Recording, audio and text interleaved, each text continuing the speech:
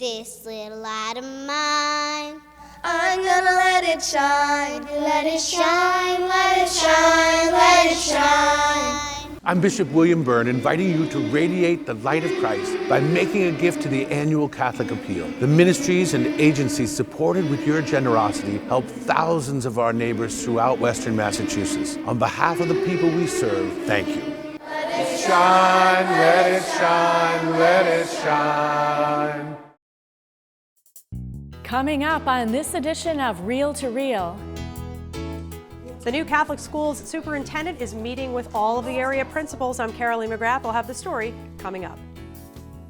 Rick's Place in Wilbraham hosts a display and ceremony of an honor flag that flew over Ground Zero days after the 9/11 attacks. And commencement exercises are held at Pope Francis Prep and St. Mary's High Schools.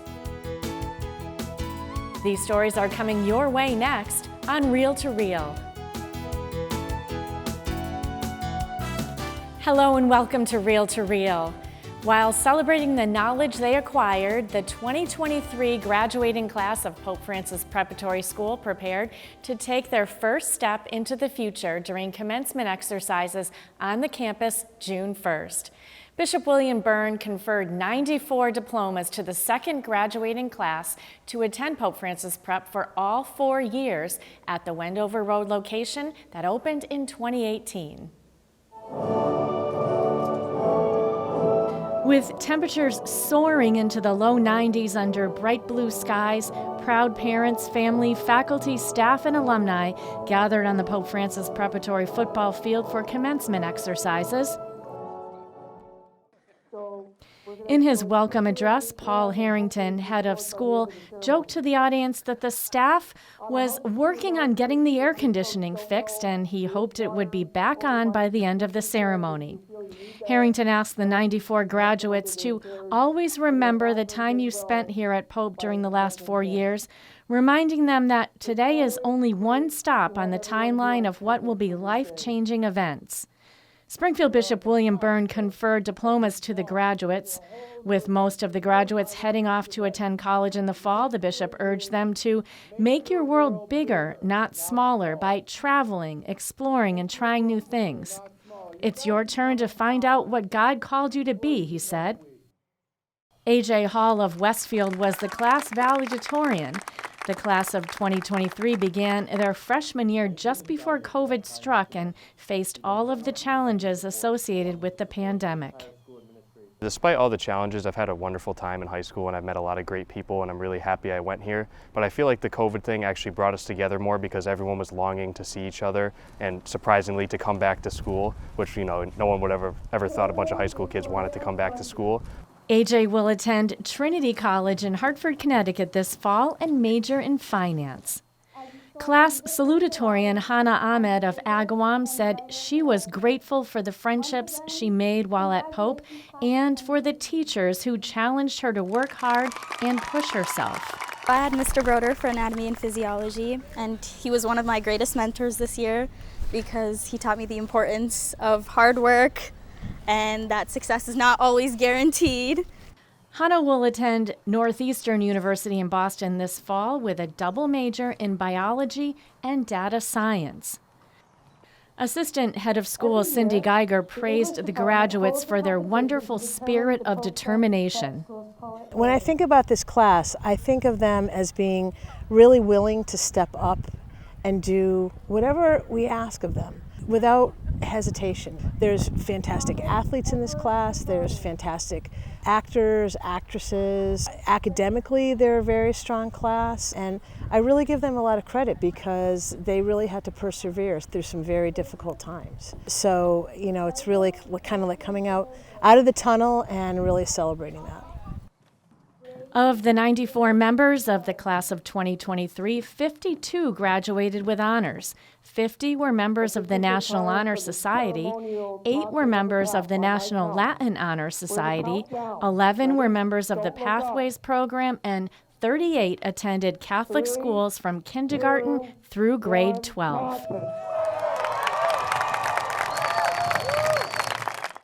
And the next day in Westfield, commencement exercises for St. Mary High School were held during their traditional baccalaureate mass. Last Friday, Bishop William Burns celebrated the mass and presided over the 120th graduation exercises from the high school. Kathy Harrington reports.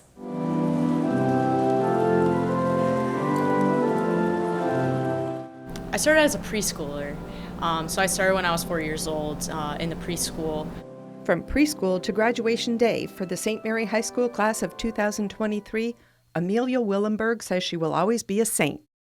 The very small school environment is very good for an education standpoint because you get hands-on learning. I definitely have really loved this school. Willenberg says the teachers are the best part of a Catholic education, and she believes that edge will help her as she heads off to a Catholic college. I'm going to be going to Sacred Heart University, and I'm going to be studying physical therapy. 99% of the graduates are heading off to college in the fall, with one student taking a gap year. Some graduates already earned college credits. And the Elms is really good to us. The kids don't pay to take those classes. They pay an enrollment fee and for their books. But other than that, it's covered in their tuition here. We do have a couple kids that have also taken some courses at Westfield State University. I'm going to Western New England to study sports management and to play on the tennis team. Homeschooled as a child, Katie Seklecki began her education at St. Mary's in the 7th grade. I really just wanted to experience high school and the competition and academic rigor at a real high school. Seklecki found cross country and basketball, but her legacy is tennis. I think the best memory would be learning that I got 400 points for tennis and that my name is going to be on the brand new banner. Hard work paid off for valedictorian Lillian Foley. Last Friday, St. Mary's called me and Mr. LePage and Mr. Collins were on the phone and they told me that I was going to be the class of 2023 valedictorian. And I was hoping for it. I've been working for the past 4 years to get there. Actually, it's been a dream since watching High School Musical in the 3rd grade. Now Foley's hard work will take her to Hamilton College in upstate New York to major in creative writing. Her message to the graduating class, inspired by the Disney movie, explains how she experienced the St. Mary's difference. This high school is having friends who will keep for the rest of our lives, and that means we really are all in this together. And while the 22 members of the graduating class may be going off in many directions, St. Mary High School's chaplain, Father Huey Lee, urged them to follow Christ. The beautiful thing about our faith is that wherever we go, we can always unite with Christ. Armed with an education centered on faith, graduates leave St. Mary's High School with these words: God has great plans for each of you. He had each of our names already in his heart and in his mind.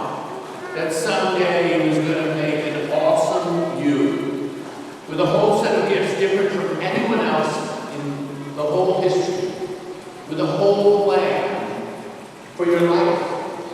And as they head into the future, they know, once a saint, always a saint. For Real to Real, I'm Kathy Harrington. And our congratulations to these and all class of 2023 graduates. And still to come on Real to Real, Carolee McGrath introduces us to the new Superintendent of Catholic Schools, Maria Wagner. And a flag which flew at ground zero of the World Trade Center attacks was on display at Rick's Place in Wilbraham. Steve Kiltonic will have more on that. It's all still to come on Real to Real.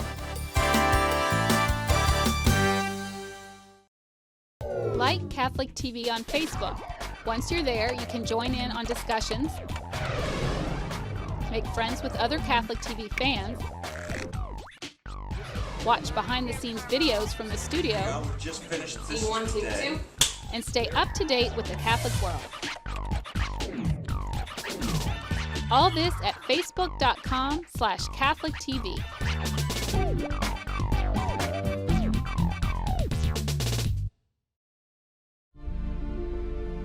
On our life's journey, as we seek purpose and connection, we are called. called to place our faith and trust in something greater than our own understanding. We are called by someone who already loves us and offers himself to us. Jesus Christ. His body, given daily. His blood, poured out for us. We never journey alone in life. Through the Eucharist, we encounter his real presence and others who share our faith. Together, we become one with him in his very flesh. And when we bring his presence out into the world, we can be light for others. This is the gospel call to make disciples of all nations, laying down our lives for others. The time is now to unite our hearts with his for the life of the world.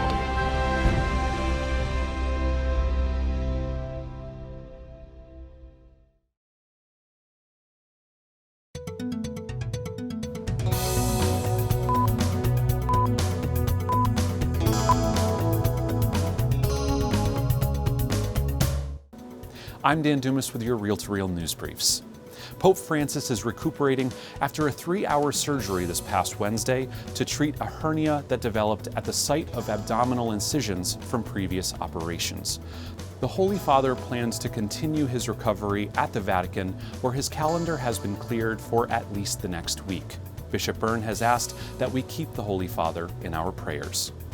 Back here in Western Massachusetts, the 21st Annual Diocesan-wide Eucharistic Rosary Procession was held last weekend in Northampton. The Children of Mary organize the event each year, keeping in mind the motto, "To Jesus through Mary to console their two hearts." Carolee McGrath reports. Hundreds of people packed inside St. Elizabeth Ann Seton Parish in Northampton for the 21st Annual Eucharistic Rosary Procession. Father Valentine Nuora, parochial vicar at St. Bridget's in Amherst and assistant chaplain at the Newman Center, spoke before the procession. He focused his talk on the messages of Our Lady of Kibeho, who appeared to 3 young girls in the early 1980s in Rwanda. 42 years ago in Kibeho, 1981 to 1989, she repeated the same messages. And if you think of other Marian apparitions as well, it has always been messages of repentance, messages of prayer, messages of encouragement. Exposition of the Blessed Sacrament followed Father Nuora's talk. The congregation then made an act of consecration to the Sacred Heart of Jesus, the Immaculate Heart of Mary, and to St. Joseph. Holy Mary, Mother of God, pray for us. Following petitions, the procession stepped off on King Street and wound through downtown Northampton.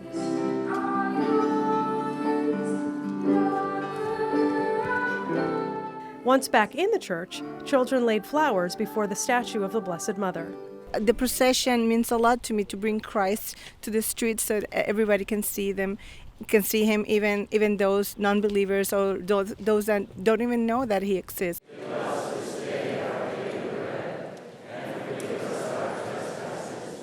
The congregation also sang the Divine Mercy Chaplet. Deacon Michael Forrest of Christ the King Parish in Ludlow served as the MC for the event. Many people, they get a chance for the first time to see Jesus in their midst. We believe that he's truly present in the Eucharist, that it's not just a piece of bread, but that in a unique way, it's the source and summit of our faith to bring Jesus into the community. I think is a way to bring light, to let people know that Jesus is present there in their midst and to call them to him, that this is a way that he reaches people. Deacon Forrest is also involved in the recent launch of Fidelity Month by Princeton professor Robert George. Fidelity Month is a movement intended to call Americans of all faiths back to the founding principles in order to heal the nation. For hundreds of years, Catholics have also devoted June to the Sacred Heart of Jesus.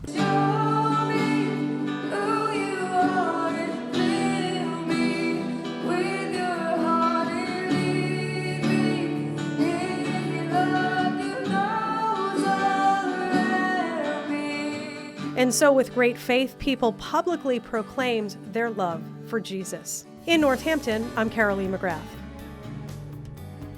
And a shout out to Bishop Emeritus Timothy McDonald, who celebrated the 60th anniversary of his ordination to the priesthood on June 1st. Bishop McDonald was ordained in 1963 at St. Patrick's Cathedral in New York City. His first assignment was as parochial vicar of Our Lady of Perpetual Help Parish in Ardsley, New York, where he also taught religious education. Congratulations, Bishop McDonald.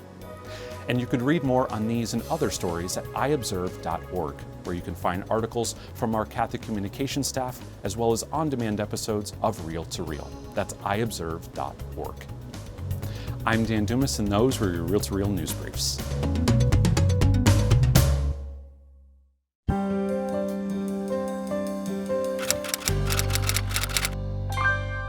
If you are a Catholic parent or grandparent wondering how you can encourage young Catholics to stay connected to or reconnect to their faith, you are probably already doing it.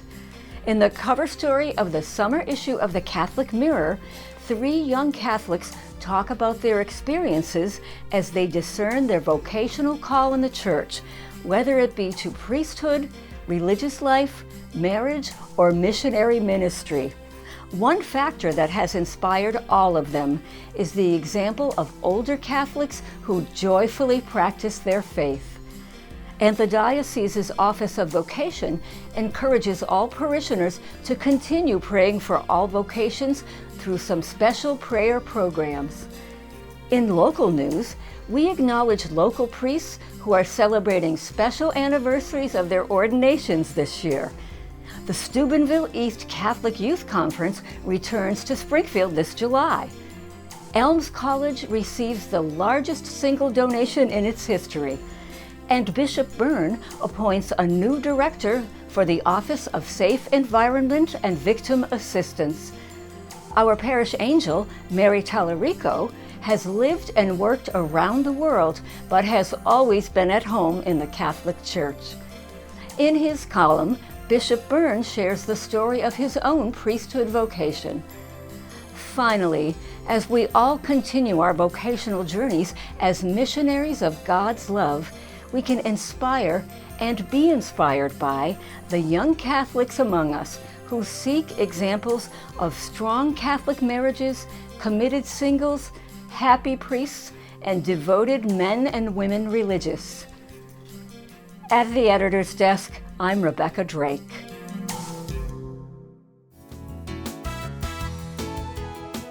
You are watching Real to Real, your window on the world around you. Here again is your Real to Real host, Sharon Roulier. The new superintendent of schools for the Diocese of Springfield officially began her work here in the diocese back in April. After moving to New England from Hollywood, Florida, Maria Wagner immediately hit the ground running, visiting schools and meeting with principals. Carolee McGrath caught up with her on a recent visit to St. Mary's School in the Berkshires. Hi again, 8th grade girls. How are you? Maria Wagner, the new superintendent of Catholic schools, makes her rounds, visiting St. Mary's School in Lee. Bishop Byrne appointed Wagner back in December, but she arrived in the Diocese of Springfield in April. She recently has been meeting with principals of all of the Catholic schools, including this meeting with the principals in the Berkshires. I am loving being here. I love meeting all the schools, all the principals, the students, and the teachers. I love driving out to the Berkshires. I've been here several times already. There are 3 Catholic schools in the Berkshires: St. Mary's in Lee, St. Agnes Academy in Dalton, and St. Stanislaus Kostka School in Adams. At a recent meeting, Wagner and the principals spoke about communicating the vision of Catholic schools. Really communicating what we're all about. We're all about Catholic identity, providing good, solid Catholic education to the families that want it, and preparing the students for their next years. Wagner, a mother of 3 grown children, began her teaching career in Saudi Arabia, where her family was stationed. She taught 6th grade there. Out of college, she worked as an engineer for Pratt & Whitney. She most recently served as the principal of St. Bernadette Catholic School in Hollywood, Florida. Fadia Makdisi is the principal at St. Agnes Academy. I like her vision and the way she's trying to unite all the schools and support them with resources. And marketing is a very, an area of need, I think, for us. Cara Majorano Culver is the principal at St. Mary's in Lee. Maria's been incredible at getting us all together because we kind of were fading off of meeting, and we're really getting back into it, and it's nice for us to be able to do that. Wagner also met with principals in Springfield as well. Her goal is to hear from them and support their work. Dave Orton is the interim principal at St. Stanislaus Kostka School. When I got to meet Maria, her story was pretty similar to mine. She didn't start off in education. She was kind of called to it, much like myself. I'm a math major. She had a background in engineering. I thought that was really very interesting. She was a principal at a small school. I'm at St. Stan's, which is a very small Catholic school. I just thought that made me feel comfortable. Catholic school enrollment increased during the pandemic largely because the schools stayed open while most others were closed or were hybrid. Since then, enrollment has remained steady, with many schools continuing to see increases. Orton says enrollment at St. Stanislaus is already up by 10% for next year. I think the public schools are really struggling with how to handle the social issues. I think word of mouth is going. I know we're reaching out to not just the Catholic community, but the Christian community a lot. And I think they're feeling a little bit more comfortable with the approach that our school is taking. And enrollment is trending up at both St. Mary's and St. Agnes. But this year, actually, I'm seeing lots of interest in St. Agnes, even more than what we've seen during COVID, which is great because that means, steady work and hard work. People are seeing who we are and what we're all about. Ann Felek, the cafeteria manager at St. Mary's in Lee, took in 2 children from a family member who was no longer able to care for them several years ago. Felek enrolled them at St. Mary's. And she started school in the fall here in pre-K, and she's now a high honor student in 6th grade. And she is one of the happiest little girls you'd ever want to find. So St. Mary's was truly her safe place. Wagner says Catholic schools provide that community and give students an understanding that they are beautifully and wonderfully made. Of course, academics and sports and everything that builds the student to be, what we want, what God wants them to be. And ultimately, they're all children of God, made in the image of God. So we want them to know that. Ann Wagner says she's looking forward to building on the great work of all of the Catholic schools in Western Massachusetts. Reporting for Reel to Reel in Lee, I'm Carolee McGrath. Where should I go next here in Massachusetts? And finally today, in just a few days, our nation will mark Flag Day.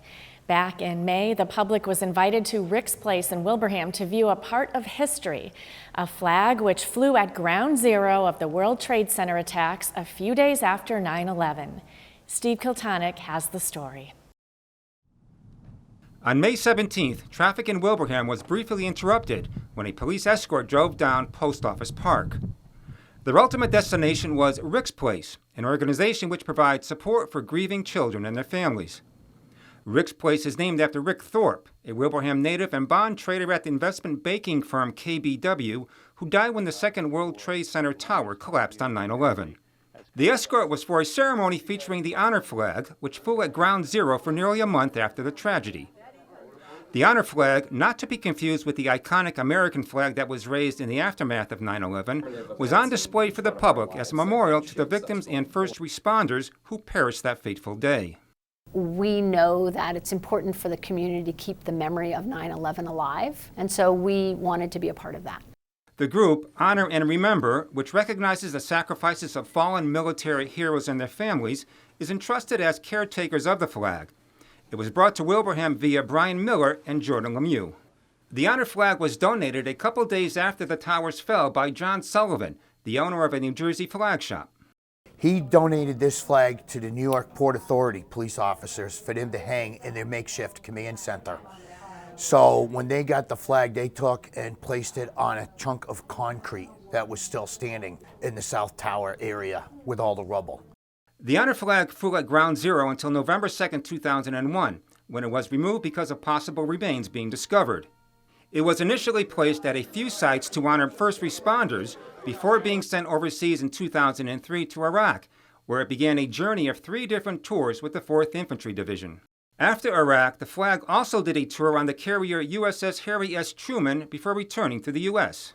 It now has gone around to numerous states, locations. It's just basically being out there for the public to see, a piece of history. Placed on top of the flag is a cross chiseled out of marble from the collapsed South Tower. They actually cut the shape of a cross out to basically show hope and perseverance that we were going to overcome the terrible tragedy that happened on 9/11. And now that cross travels every place that that flag goes. Also speaking was Erin Blaze, who came with her twin daughters. In 2001, Blaze lost her husband, Scott, a flight engineer at Westover Air Force Base. She has since received support from Rick's Place. Joshua Mullen participated in the flag procession as a firefighter with the Wilbraham FD.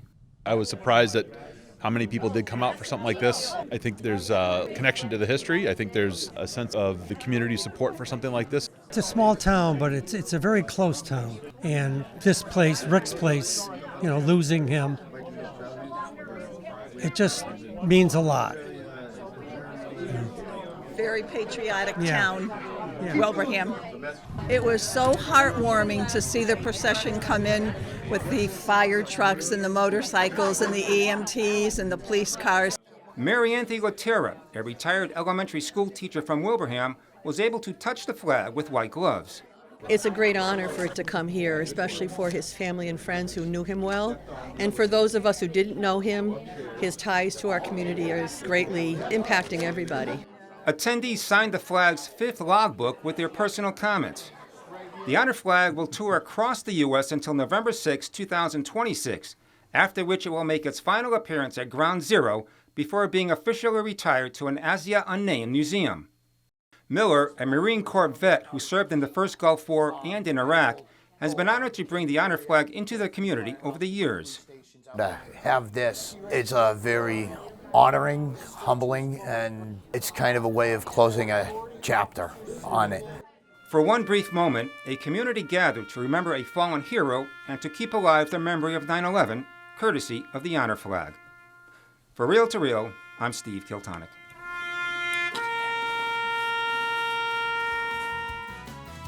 After Rick's Place, the honor flag also appeared in Westfield at a Starfires baseball game and the Barnes Air Show, as well as the Memorial Day Parade for the town of Southwick. Also coming up this week on Tuesday, June 13th, is the Feast of St. Anthony of Padua at Sacred Heart Church in Feeding Hills. There will be a special 9 a.m. Mass with the blessing and distribution of St. Anthony bread. All are welcome to attend. And for this week, that's Real to Real. We ask you to remember this weekly program is only made possible thanks to your support of the annual Catholic Appeal. If you've made your 2023 donation, we thank you. But if you haven't yet made your contribution, you can do so easily by logging on to diospringfield.org, where you can make a secure donation. On behalf of the 40+ ministries and services funded in part by the annual Catholic Appeal, we thank you. To keep up with the latest news on the Catholic Church in Western Massachusetts and around the world, head over to iobserve.org, where we have articles written by our Catholic communications staff and from writers at Our Sunday Visitor. That's iobserve.org, and we are also on Facebook at Catholic Communications. For our viewers on WWLP TV 22, 2 programming notes. First, tomorrow morning's Chalice of Salvation will air at the earlier hour of 6 a.m. That's 6 a.m. tomorrow morning for the Chalice of Salvation. And Real to Real will be preempted next week due to NBC's coverage of the U.S. Open. Some of you will see a best of edition. And I'll see you right back here in 2 weeks for a new edition of Real to Real, your window on the world around you. See you then. Real to Real is a production of the Catholic Communications Corporation, funded in part by the annual Catholic Appeal, and the support of you, our faithful viewers.